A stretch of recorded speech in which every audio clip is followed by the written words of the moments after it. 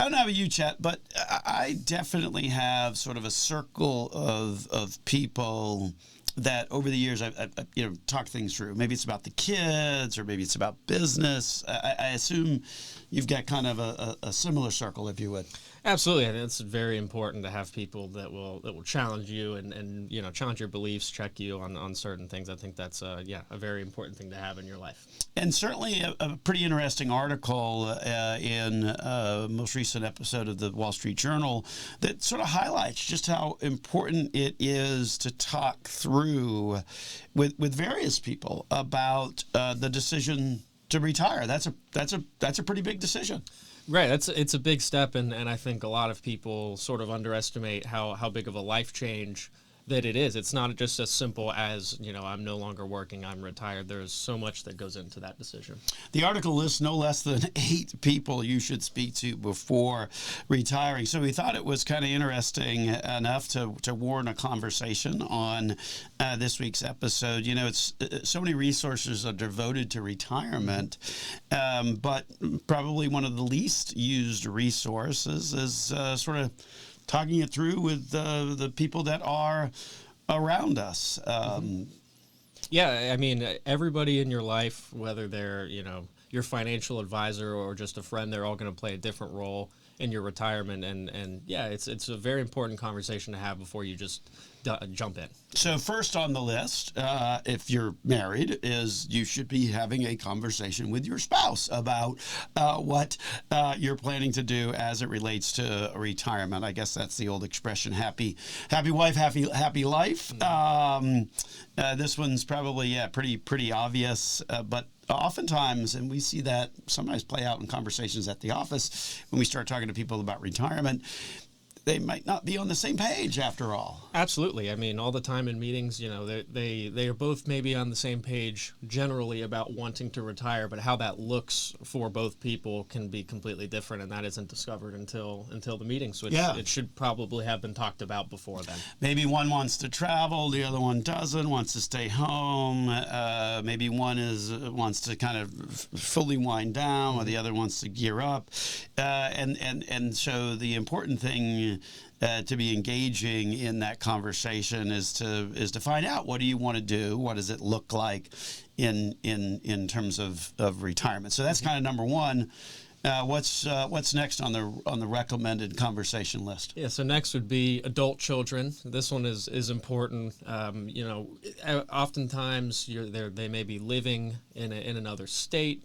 If you have grandchildren, you're likely going to want to be near them, geographically. So just seeing how all of that looks, how they're going to play into your retirement, I think they will play a bigger role in your retirement than many people think. Well, and you mentioned which would be grandkids. I think there's also the care expectations. Maybe your adult children are thinking, oh, okay, my parents are going to be available to take them to soccer practice and things like that.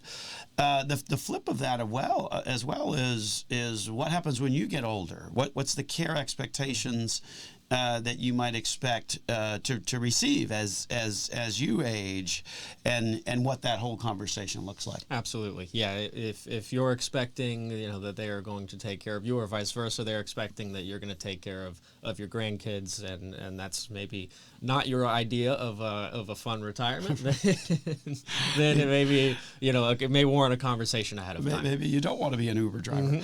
And then the other person that the article talks about to have a conversation with is your doctor, right? I mean, you want to make sure that your emotional and physical health is accounted for. A lot of people, when they retire, they feel like they're missing out, or they wind up sort of stagnating. And so you want to be having a conversation with your healthcare provider in order to make sure that you have a strategy for staying engaged and active, because that is certainly one of those things that you certainly want to do. Oftentimes we see that where folks retire and don't really have a game plan, then their health declines, particularly their mental health as well. Absolutely, yeah. I think it's more of a difficult decision than people think. It seems, in all of our minds, retirement is just it's going to be fun all the time, all day, every day. But in reality, you really have to be intentional about how you're going to structure your life. Absolutely. Yep.